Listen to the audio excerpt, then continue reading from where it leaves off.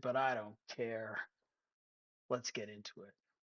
So, tonight's topic is going to be all about men's rights, the manosphere, and I wanted to really give a lot of thought to how I want to approach this one because it's more complex than maybe it might seem. So, on one hand, you might say to yourself, okay, men's rights, Andrew Tate, what exactly are we dealing with here? And before you can talk about men's rights, we have to talk about what is the real context. Because part of our problem when we start to think about what do men's rights mean in this world, because you look at the world, you're like, well, the president is a man, the prime minister is a man. What is men's rights? So I'll tell you a story. I was in grade 10.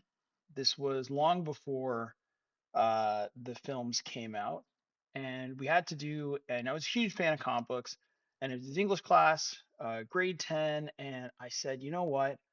I want, and we had to write an essay, and we could do kind of anything. And one of the things they'd let you do, I'm like, can I do an essay on heroes? They said yes. I said, great.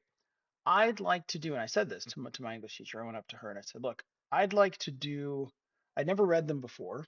And I said, I'd like to do my essay on heroism, what it means to be a hero. I'll write the thesis, but I want to do it based on The Lord of the Rings. And I said, look, I will read all three books and write my essay on the entire thing from beginning to end, and I'll do it. And I was really excited about it, super stoked.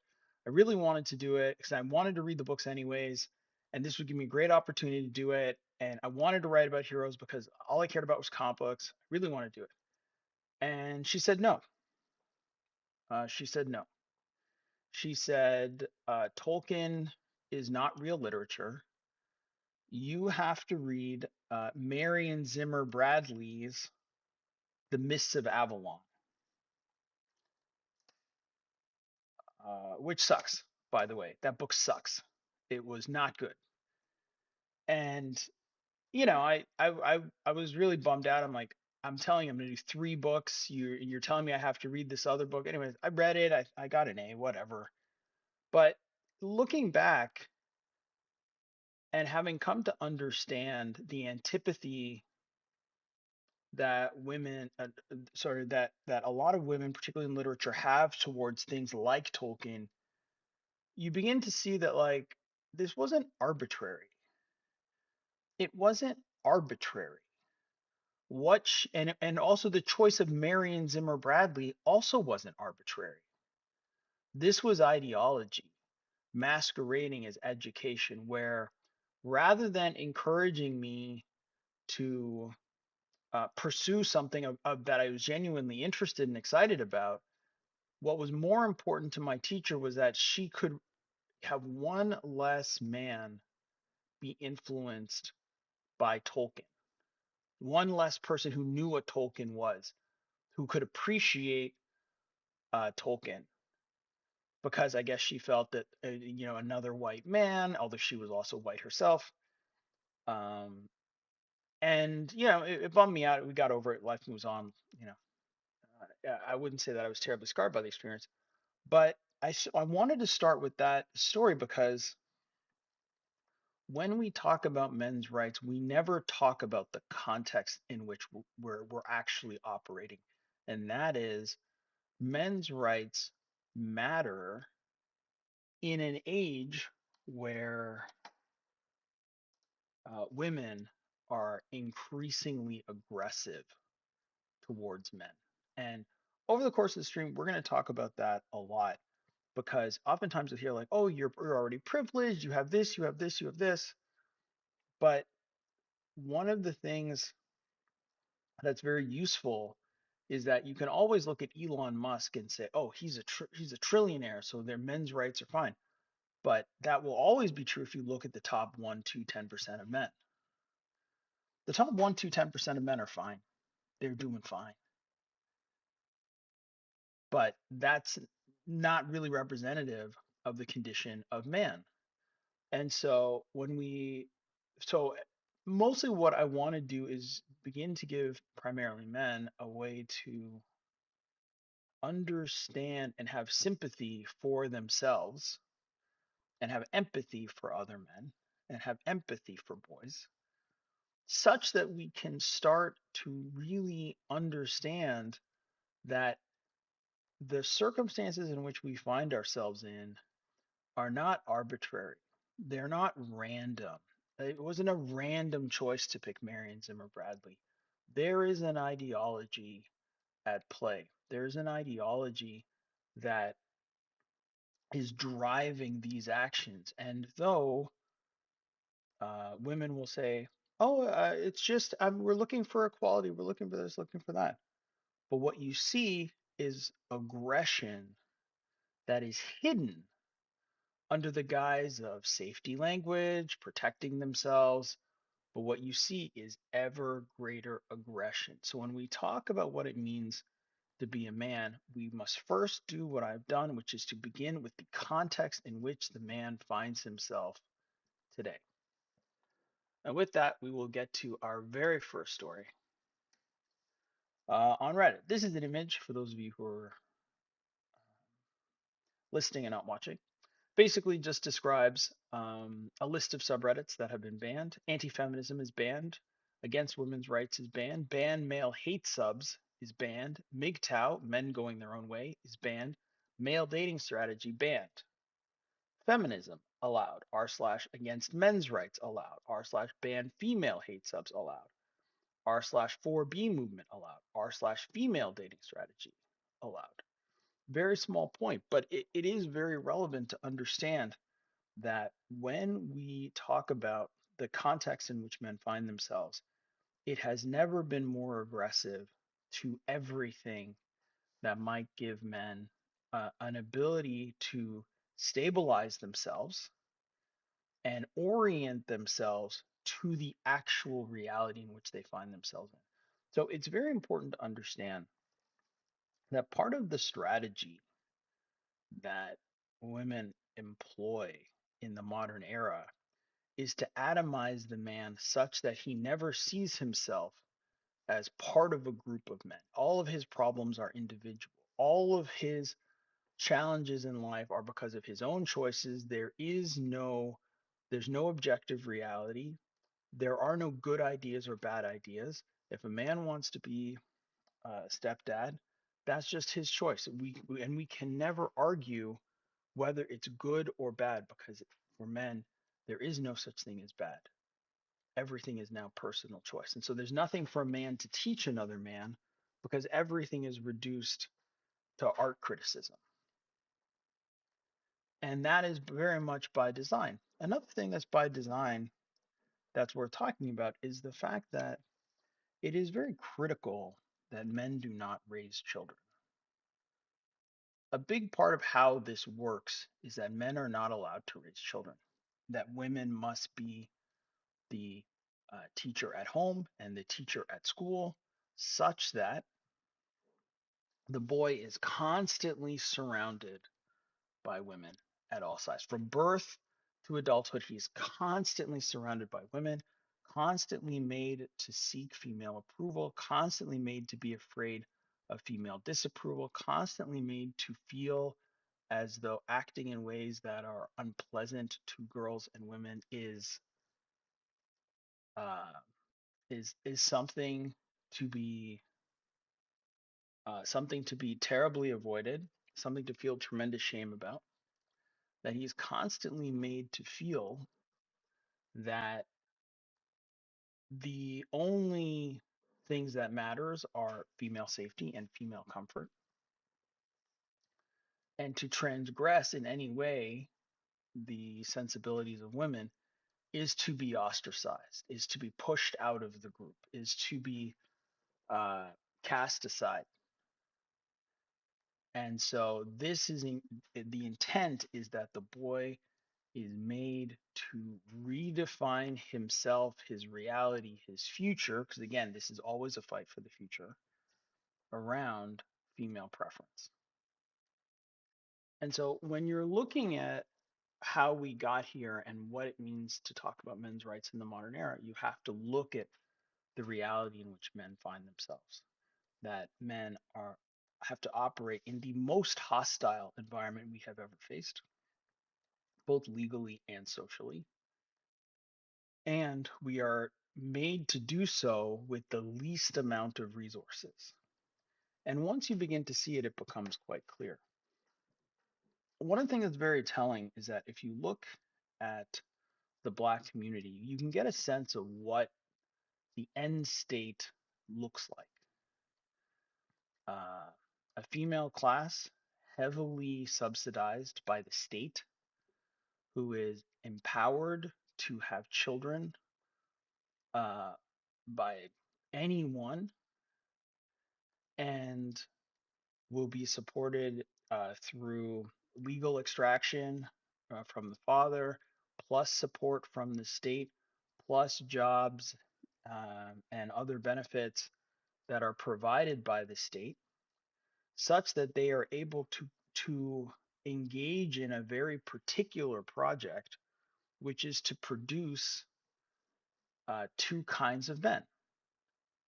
One, it's designed to produce studs, men who generally through genetics are taller, better looking, more muscular, you name it. And these guys will go on and will have a lot of sexual access. And then the other group of men is designed to provide funding. They are not as good looking, not as tall, not as charismatic as a result of those two things. And their job is to be there to help backstop female preferences so that when she's 36, 37, 38 with two kids looking for a safe place to land, there will be a man ready to do the dirty work. And he probably won't get children of his own. If the relationship does have children, he probably will not be the actual father of the child. Um, but he will be financially obligated, financially responsible, and ultimately that is his purpose. And that is really what a female dominant society produces. Because and this is a bit of a misnomer. I think a lot of people think of a matriarchy and they think, oh wow, women want to be in charge of everything. And ironically, I don't think that's true at all.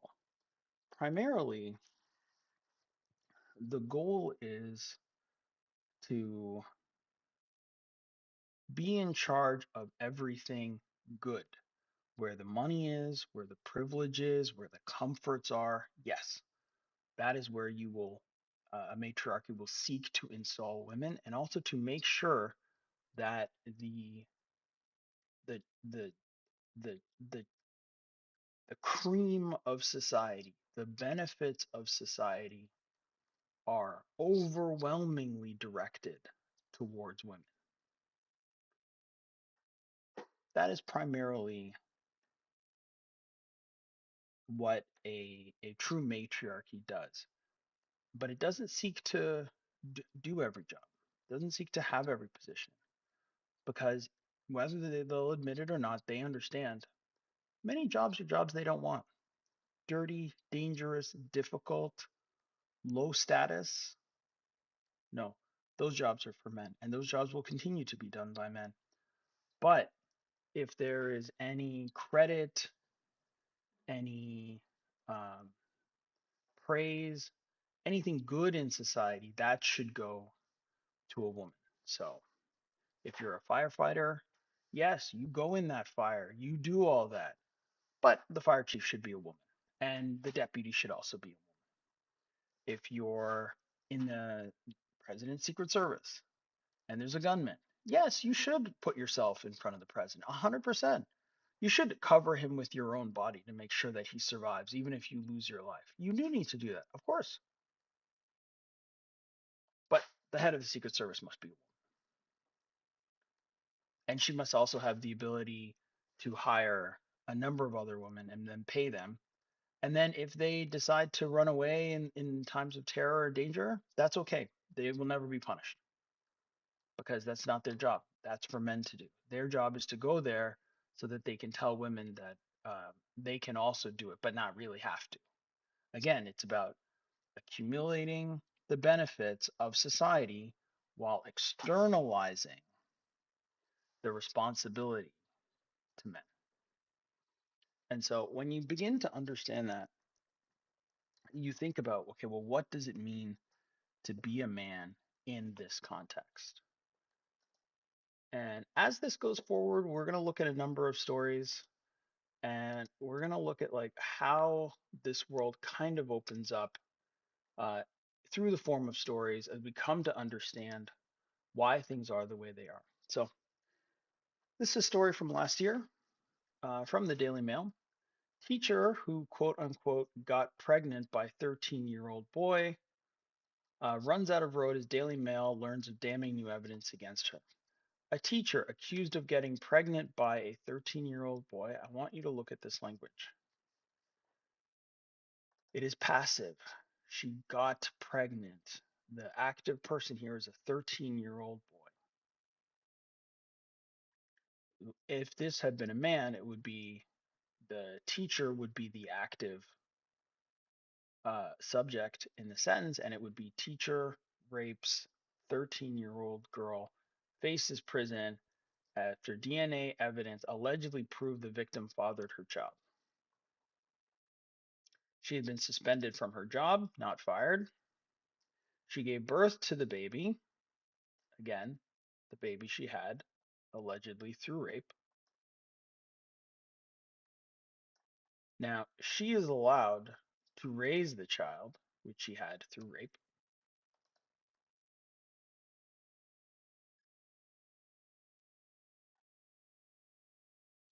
Her attorney told the Daily Mail that his client is doing well and she has no contact with her alleged victim.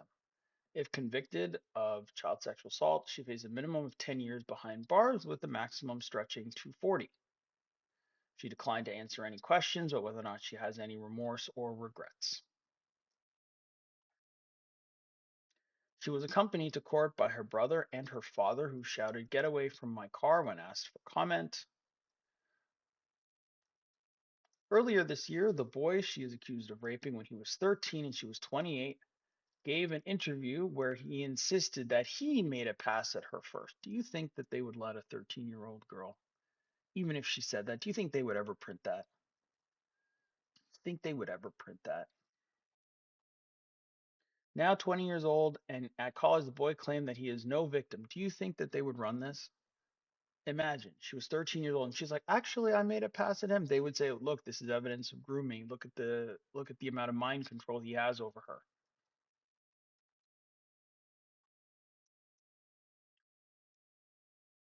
They need to drop all charges. Again, they wouldn't even print this. It is interesting that the boy is black. It is interesting that the boy is black. I started everything. The boy's parents were impressed by how their daughter was thriving and asked for how to get the best education for their son. Caron befriended the boy's family.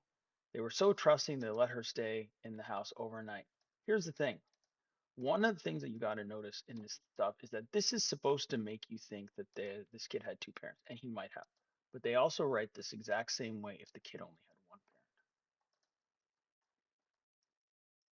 The teacher got pregnant. In December, the boy's father saw a photo. He was shocked at the girl's resemblance. He contacted police. Oh, the boy had a dad. Wait a minute. The boy had a dad and he's letting the teacher sleep over at their house? Okay. He's upset at his father for going to the police. And he says he loves her with all his heart. This is the reality of the situation.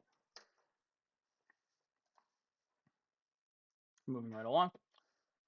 When we look at this stuff, when we talk about this stuff, really what we're talking about is how the world in which we live has been reconstructed around primarily protecting women from accountability and externalizing that accountability back onto men. So it is now possible for an adult woman to rape a child, and the newspapers will happily run anything that kid says. things that they would never do if you flip the genders around. It's not that these things are never said; they're just never printed because the narrative is um, when it's a man, then he's a horrible monster, which he is. But when it's a woman, well, maybe the boy. Again, responsibility always looks for the nearest man. So the UN Women and European Women's Lobby state that women and girls are the primary victims in Ukraine, Palestine, etc. Even if we agree that men start wars, only men are guilty, which is not true. I mean, if you look at what's going on in Europe, there are plenty of women who are very much involved in the ongoing fighting, in the ongoing conflict with Russia.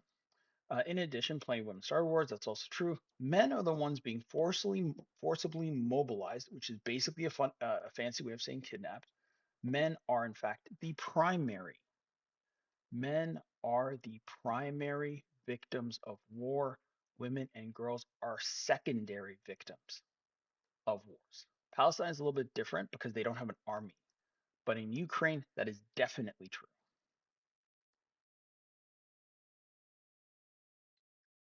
So European Women's Lobby excluded boys from the conversation, and now they say women and girls. And again, you're not supposed to notice that. You're not supposed to notice that it's not women and children, it's women and girls. And why do I bring this stuff up? Because what you're seeing is an attack. What you're seeing is an ongoing, relentless determination to drive everything male into the shadows, into a second class citizen where even a boy is not deserving of empathy. He's not deserving of protection. Empathy must be reserved to be the exclusive preserve of women and girls. That is the world that we're living in. And so as a result, men have to think about what's going on in a very particular way. And this person writes, I need men's rights. I need men's rights because when she changed her mind the next day, I went to jail for 5 years. I need men's rights because I was the victim of abuse and no one believed me. Because I'm less likely to go to college, and if I do, I'll make less money than my female contemporaries. Because the president sees shrinking number of men in colleges across America as a great success. Because people question if I'm a predator when I'm alone with my child. Because a man's appearance, height, and weight has a greater effect on his income than it does for a woman. Because saying it's impossible to discriminate against men in our society allows people to discriminate with impunity. Because traditionally masculine characteristics are virtues, not flaws, despite how they are presented.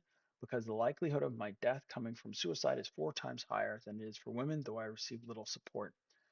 Because it is not considered bigoted or sexist to deny me a male safe space at my college by those who have possessed their own safe spaces for decades. And it goes on.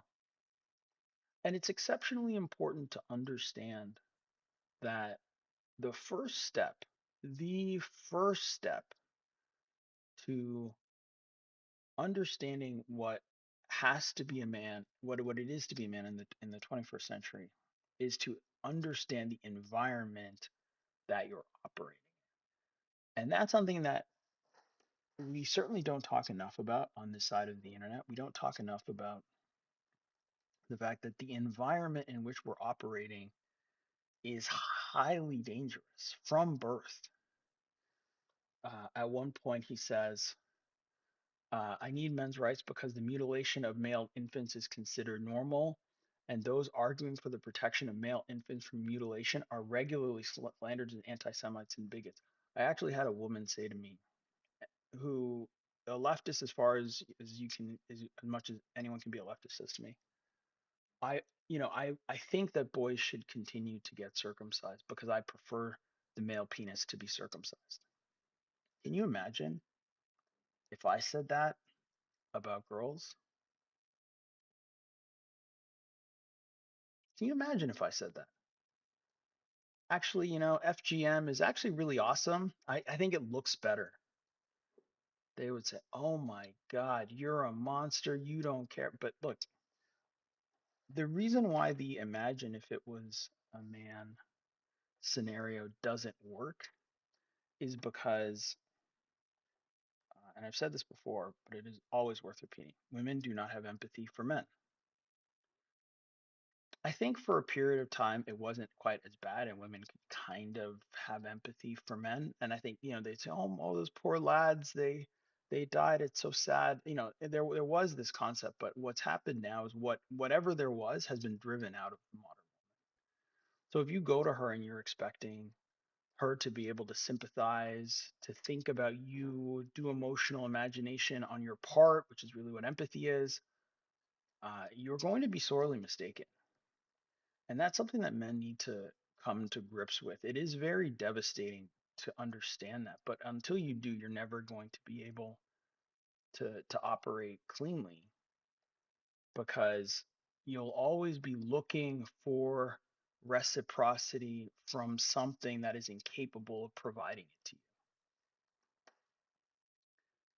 So, what does that mean for how we have to begin to construct masculinity? Okay, so as I lay out this case,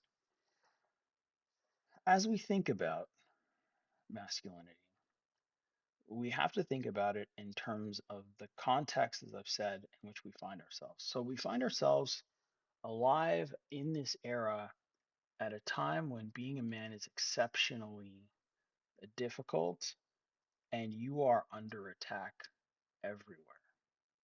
And the things that make you a man make you particularly vulnerable to attack. So here's a good example. You go out, you go drinking. You're drinking with your friends, you're drinking, you're at a bar, you meet a girl, you guys are both drinking. You decide to go back to your place. Who's responsible for what happens there? You are. Only you.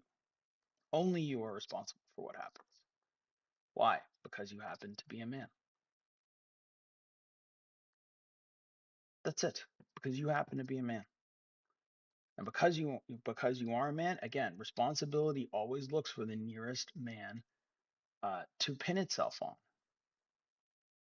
And so that's the first thing that you have to understand, is that you're always going to be the responsible party. And so hopefully that gives you some confidence that it makes sense for you to operate very differently. Because you are going to be held responsible, you should all use that as and understand that that gives you license to operate with the authority of someone who is going to be responsible. And this puts you on a collision course, unfortunately, with women. Because if you say, "Hey, I'm going to be responsible," then what you're saying is, "I am not going to hand you power in this scenario." And you say, "Well, what are you talking about? Power in this scenario? What are you talking about?" Here's what I mean. You're with a woman, things are going great. Um, you're intimate, you're wearing condoms. Why? Because you take responsibility for making sure that there are no accidents, no unplanned pregnancies. You take responsibility. That's not going to happen to you. You are responsible. Okay, you're responsible. What do you do when she says, "I want you to stop wearing them"? What do you do when she's upset? "I don't like those things. They're ruining the mood. I've discovered I have an allergy now." What do you do? And this is a real scenario. This has literally happened to me several times. What do you do? Well, if you understand that at the end of the day, that it's all on you, you can go ahead and ignore what she's saying to you, because the person talking to you is not going to be responsible for what happens. You are. And because you're going to be responsible, your opinion is actually the only one that matters. So you have to decide if that's something that you want, because you're not going to share responsibility with her. If she gets pregnant, She will say, "How could you do this to me?" Even if she begged you for 3 days for you to stop wearing condoms, if she wants to turn it around on you, she will. So you have to be responsible. And I think that by understanding that, men can actually be better. And when I say be better, I don't mean like, oh, you got to do better, Senator. I mean that like you can actually perform better and take the authority you feel in your guts that you should have as you operate your life, because you do have the authority, because you have the responsibility. And that is something that's not, it's subtle. It is a subtle thing, but it's super important to understand. So when you understand this, this helps you to make better decisions, particularly when it comes to women, because you're always going to be responsible for what happens next. Let's move on. Men receive 63% longer prison sentences than women for the exact same crime. Peer-reviewed study from the University of Michigan Law School. The extract. After controlling for the arrest offense, criminal history, and other pre-charge factors, men receive sentences 63% longer on average than women. Women are also twice as likely to avoid incarceration entirely if convicted. So, what is relevant about this? Two things. One, the stats do not tell the whole tale. When women tell you, well, men commit all these crimes, men are always. When men and women commit the same crimes, women are far less likely to be charged with an offense. They're far less likely to be convicted. And even if they are convicted, they're far less likely to actually to go to prison. So the system is rigged. And this is something that you'll find a lot, is that even when a system is rigged in favor of women, women will always make the claim that it is rigged against them. It's such a great power move, because what it allows them to do is to monopolize the system, but also never be responsible for it. And it has a double bonus. It allows them to continue to increase the inequality by claiming they are being discriminated against, regardless of the truth of that system. So regardless of the benefits that they receive. And so when we think about men's rights, why is it important? Why is it important that your sons aren't circumcised? Why is it important that you protect yourself in these situations? Why is it important that you uh, treat men with empathy?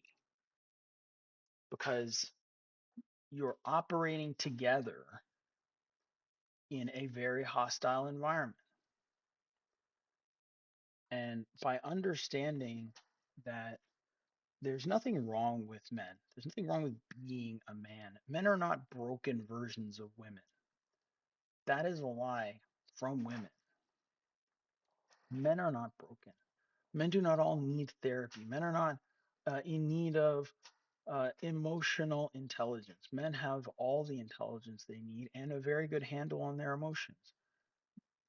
But coming to understand this is a way to liberate yourself from the mistaken belief that you are broken. You're not broken. You're fine.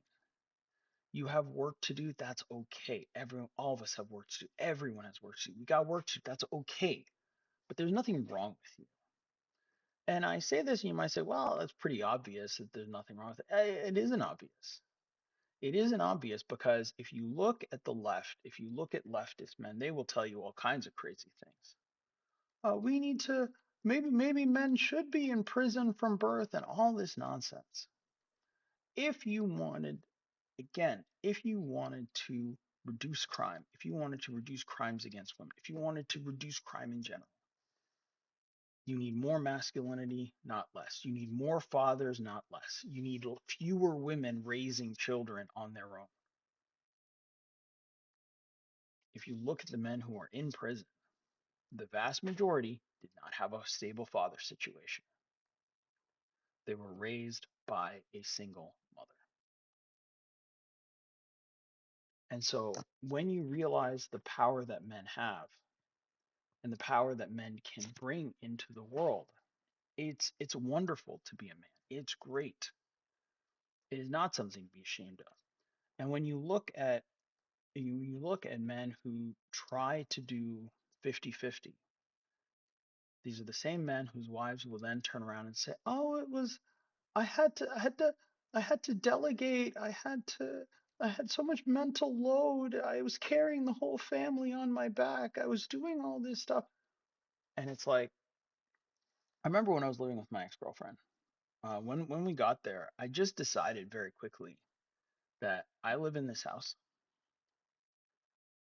I have a say in how things go, and I'm not just gonna. This isn't her world, and I'm living in it. And I made that decision very clear. And it was, she was like, "Why can't you just let me have whatever I want?" I said, "It's not going to be like that. It's not you have whatever you want. It's you and I will negotiate. If you want this, you're going to give up that. If you want that side of the bed, I want that side of the closet. I'm fine with either, but you can't have both. Why can't I put whatever I want up in every room? Because I have to live here too. So we can agree on things." And as a result, I felt tremendous ownership in the home. And so as a result, I did. I made sure that I got up earlier than she did. I made sure that I worked harder than she did. I made sure that I put in more cleaning than she did, so that she could never in her life say to me, "I do everything around here." Not on your life would I ever allow that to stand, because it's not true. It's not true. And I would always shut. She tried that once, and then she had to back down. I'm like, "Excuse me?" She's like, "Yeah, okay, okay. I know. I don't actually do the most." And it's like, the reality of the situation is, you have to be aware that you are operating in this environment. Otherwise, you are not going to be able to make some of these decisions. You have to observe the real environment that you're operating in, so that you can respond correctly. One of the biggest problems that we have as men is that a lot of younger guys don't see it. And what they understand of the situation they get from Fresh and Fit. No knock against Fresh and Fit, although maybe a little bit. Um, it's certainly not a complete framework for creating a balanced life. It makes for great content, but it's not the best way to frame some of these discussions. Let's keep going. Another title of the Reddit post says, "Another Australian child who will be required to pay the predator who raped him, while the child sex abuser is allowed to parent his child." Let's take a look at the story. Teacher who gave birth admits to sexually abusing student over a year. I think this is the same story, actually. Man, honestly, there's so many of these. It is really hard to tell. Here's what we're talking about. And Australia is a terrible place for this. The magistrate extended this woman's bail with strict conditions, including no contact with the boy and no unsupervised contact with any child other than her baby.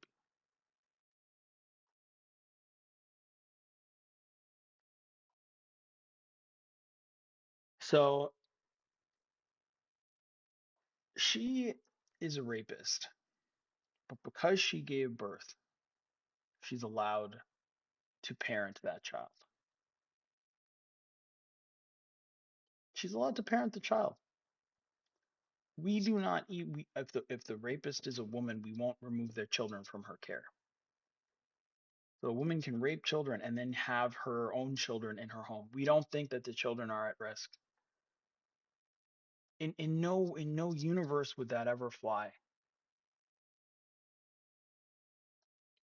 She possessed child sexual exploitation material, but it doesn't matter. It doesn't matter. And the story's right. If she survive, if she's able to get through whatever 40 days of community service, whatever they're going to give her for this, and she still has custody, which they're going to give her, Yeah, when that kid is 18, she can then request that he pays child support.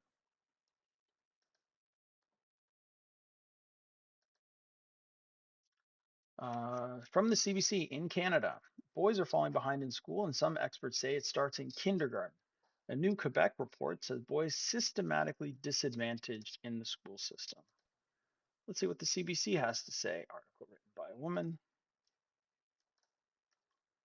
A growing body of research suggests that boys are falling behind in traditional school settings, and the impacts follow them into adulthood.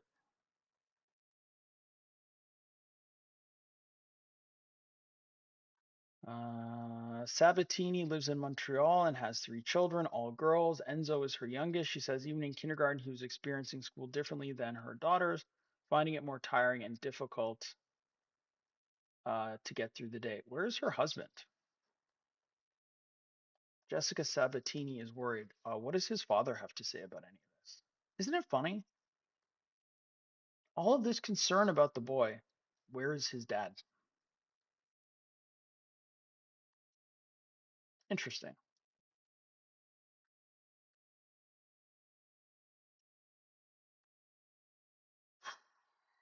Boys are falling behind in every metric. Catherine Heck, another woman specialized in economics and early childhood education development, agrees boys are often disadvantaged in school and believes a systematic failure is happening not just in Quebec, but across Canada and the world. We have seen that boys as young as 5 years old can be observed falling behind their female peers. Schools need to respond to the differences in needs as early as kindergarten.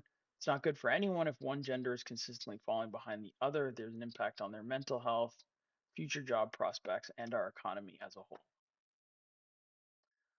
Hesitancy to discuss the boy crisis. The boy crisis has been widely reported on, but advocates and experts tell CBC there can still be a hesitancy to be seen as propping up boys. Wait for it. Given the existing inequalities for women in today's society. So there's a hesitancy. I wonder which gender is providing this hesitancy. But this hesitancy is in helping boys succeed at school because women have some inequalities somewhere. What are those inequalities? And notice they're inequalities for women, but boys fall behind. But inequalities happen to women, boys themselves fall behind. She's seen firsthand how boys typically struggle more than girls. How many of those boys have fathers, by the way?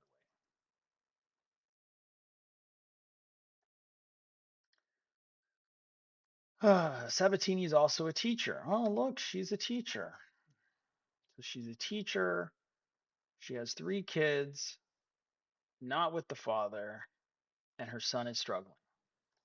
Okay. I'm sure, again, just a coincidence. Experts told CBC that traditional school settings are less favorable to more typical boy behavior, which can mean an inability to sit still for long and a need for higher energy activities. Other believe, Others believe that the fact that male teachers are in a minority can also impact boys' engagements. Again, where is the concern about the inequality of the school system in terms of gender? Funny. Cassie Carpino and Carson Sawyer worry about sending their son into a school system they believe is more critical of young boys. Interesting they don't have the same last name, but that's fine. This may be a Quebec thing.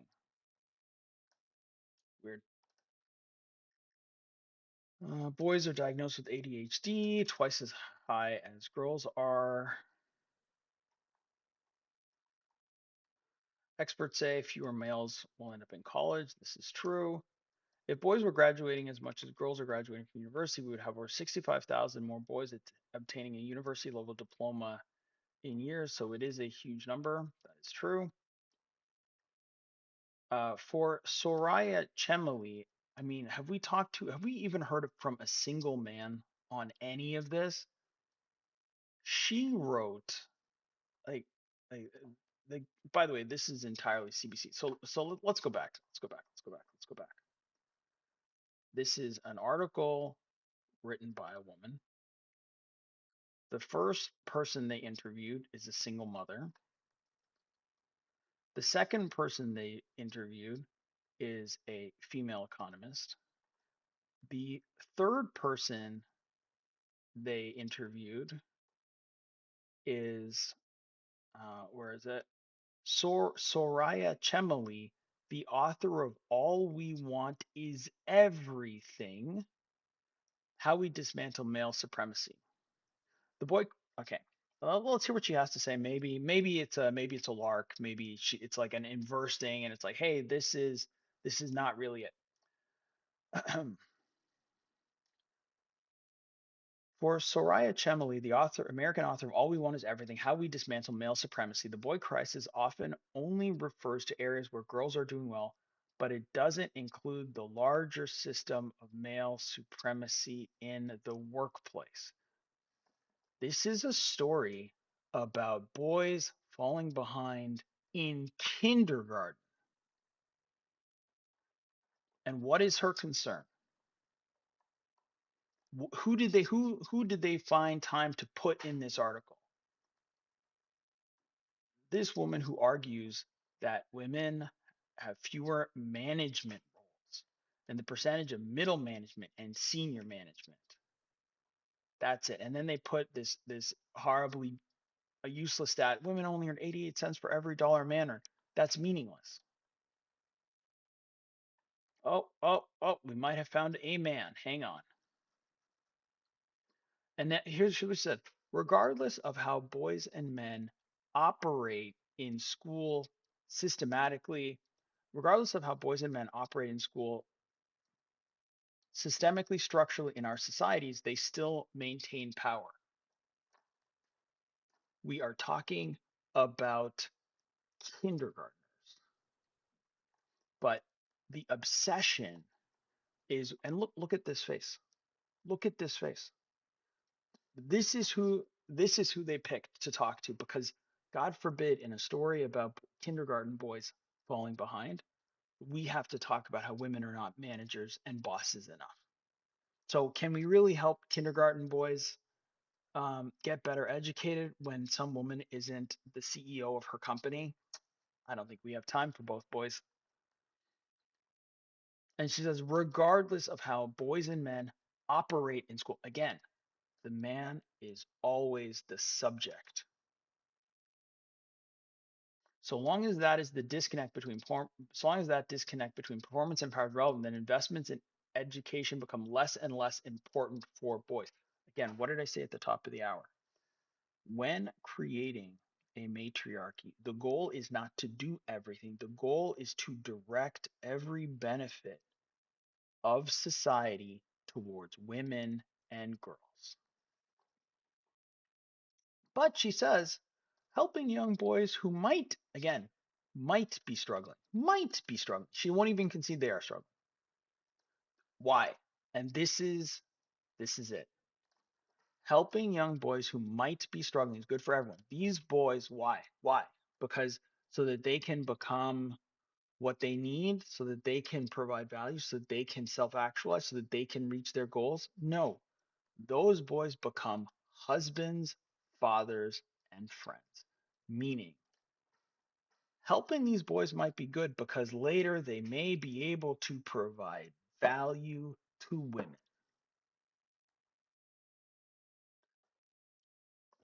But notice, it doesn't need to come at the cost to girls or young women. So we can help them so long as it in no way, shape, or form inconveniences a girl or a woman in any way, shape. Okay, now here's this guy, Matthew Morris, who is a man. What does he have to say?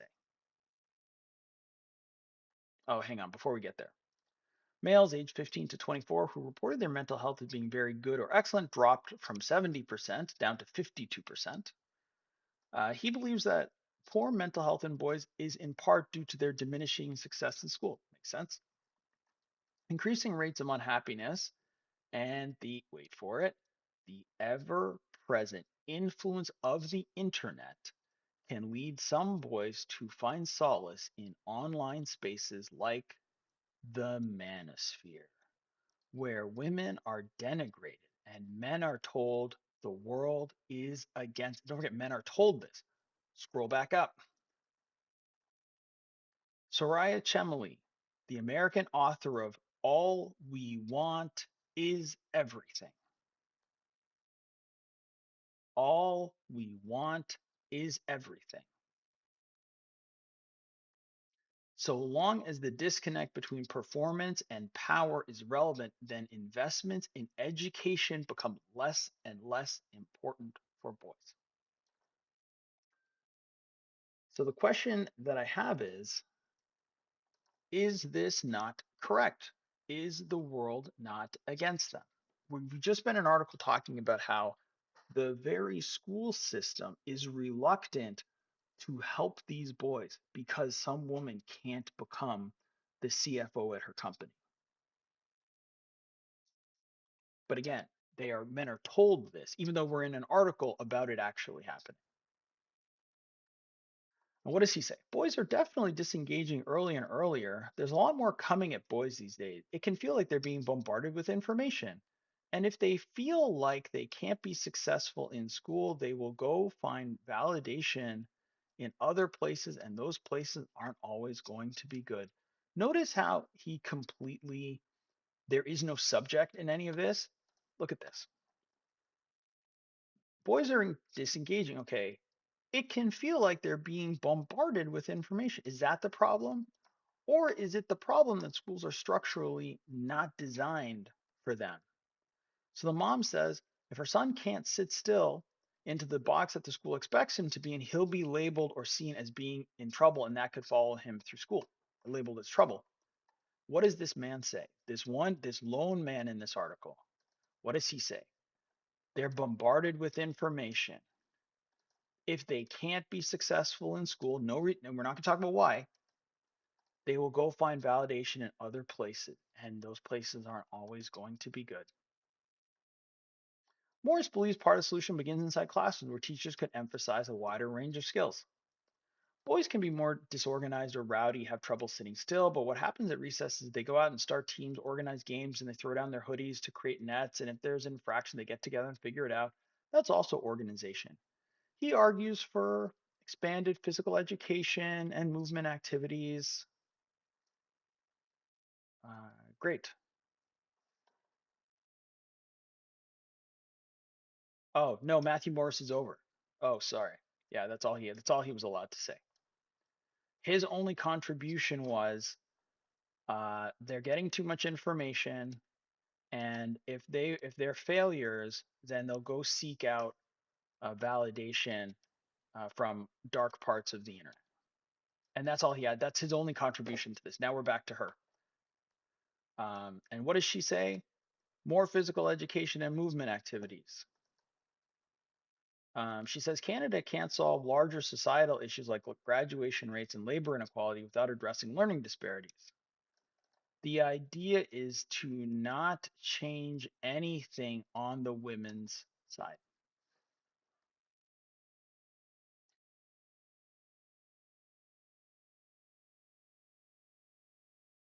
All they want is everything.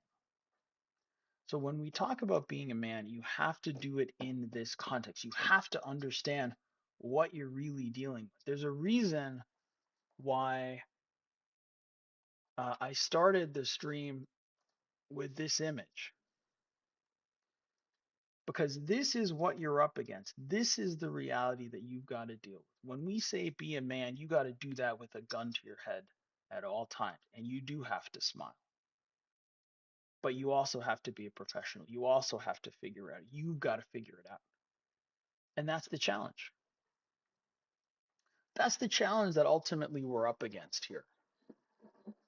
So when we talk about the manosphere, when you think about what it means to be a man, when you think about these places and people, when you think about, you know, when people say, well, what is the problem with men and boys? You have to start by saying, what is the environment that men and boys grow up in? What is the first male experience? A knife slicing at his genitals. That's the first experience of most boys in the West. It's slowly coming down now as more and more people become wise to what it really is, but That's the experience. That's the real experience of boys and men, is a knife slicing through their genitals, almost always held by a woman. That's what it is. So as we wrap here on just this, and this is it's a monstrous topic. We will be back to talk about it. But the main takeaway is that number one, you have to have empathy for your fellow man. No one else will. The only person in this world, other than this man's mother, who will have genuine and true empathy for what he's going through is another man. So be kind to men. And the second thing is be kind to yourself as you consider what is what you've been through in your life and what you've had to overcome in your life. But we, man, there's so much stuff to talk about. I mean, this thing could be like 2 hours long, but I am going to wrap here. Um, but the thing to think about is responsibility will always find the closest man in any situation. And when you can understand that and accept that, then you can operate in a different way. When you know at the end of the day it's going to be on you, you are liberated to act. You're liberated to act. One of the biggest challenges that I think a lot of men feel is they don't feel empowered to make decisions. They don't feel empowered to go out in the world. They don't feel empowered to be the one who makes these important decisions, these critical calls. But remember, you will be held responsible regardless. So you might as well get out there and make the call and make those decisions because it's going to be on you anyways. They're going to blame you anyways. So you might as well be the one making the decision and trusting yourself that you are going to make the right choice. And with that, have a good night, everybody, and I'll see you next time.